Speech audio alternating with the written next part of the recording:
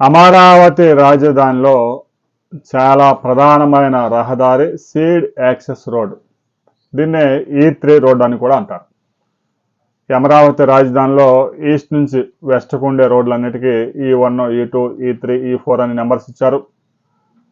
South నుంచి north వైపు ఉండే రోడ్లన్నిటికీ N1, N2, N3 అని రోడ్లు నెంబర్లు కేటాయించారు. రాబోయే రోజుల్లో మహాత్మా గాంధీ రోడ్ అని, అంబేద్కర్ రోడ్ అని, ఎన్టీఆర్ రోడ్ అని ఇలా నామకరణాలు చేసే అవకాశం ఉంది.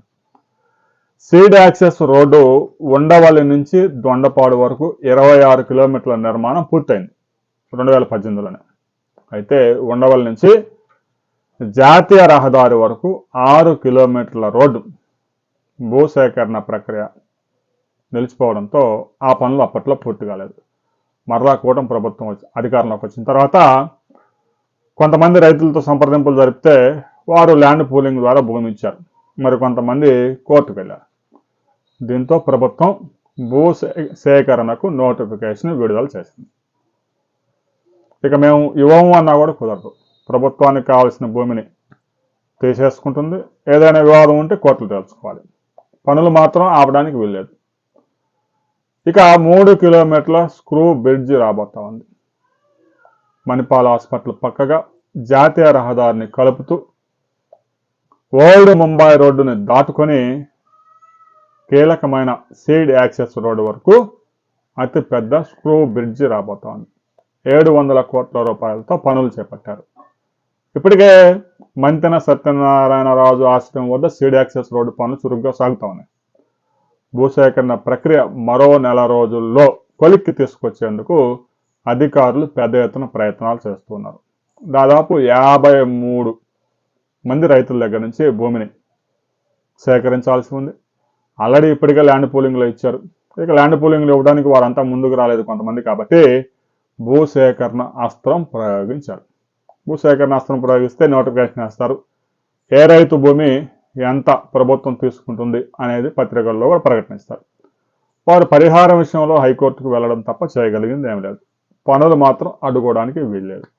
రాబోయే కొద్ది రోజుల్లోనే అక్కడ టెండర్స్ కూడా ఫైనలైజ్ చేయబోతా ఉన్నారు. పనులు పెద్ద ఎత్తున ప్రారంభించి రాబోయే 2 సంవత్సరాల్లో జాతీయ రహదారి నుంచి నేరుగా సీడ్ యాక్సెస్ రోడ్డు మీదుగా అమరావతి రాజధానిలోని అన్ని ప్రాంతాలకు వెళ్లేందుకు అవకాశం లభించబోతా ఉంది. ఇక అమరావతి రాజధానిలో వరద నీటిని ఎత్తిపోసేందుకు ఇప్పటికే ఉండవల్లి దగ్గర కొండవీటి వాగు మీద ఒక లిఫ్ట్ ఇరిగేషన్ నడుస్తూ ఉంది. మొన్న వరదలు వచ్చినప్పుడు కూడా ఈ లిఫ్ట్ ఇరిగేషన్ చాలా కీలకంగా పనిచేసింది. ఇక వైకుంఠపురం దగ్గర కూడా మరో లిఫ్ట్ నిర్మించేందుకు టెక్నికల్ అనుమతులు రాగానే టెండర్స్ పిలిచేందుకు CRDA సిద్ధమైంది. రాబోయే కొద్ది రోజుల్లో ఆ ప్రక్రియ పూర్తి చేయబోతా ఉన్నారు. ఇక అమరావతి రాజధానిలో మరో బిగ్ అప్డేట్ కూడా మంత్రి నారాయణ ప్రకటించారు. ఫిబ్రవరి నాటికి 4000 నివాస భవనాలు పూర్తి చేసి IAS, IPS, ఇండియన్ ఫారెస్ట్ అధికారులతో పాటు గ్రూప్ 1 అధికారులు, గ్రూప్ 2 అధికారులు, గ్రూప్ 4 అధికారులు, జడ్జిల బంగ్లాలు పూర్తి చేసి ఫిబ్రవరిలో గృహప్రవేశాలు చేయబోతా ఉన్నారు.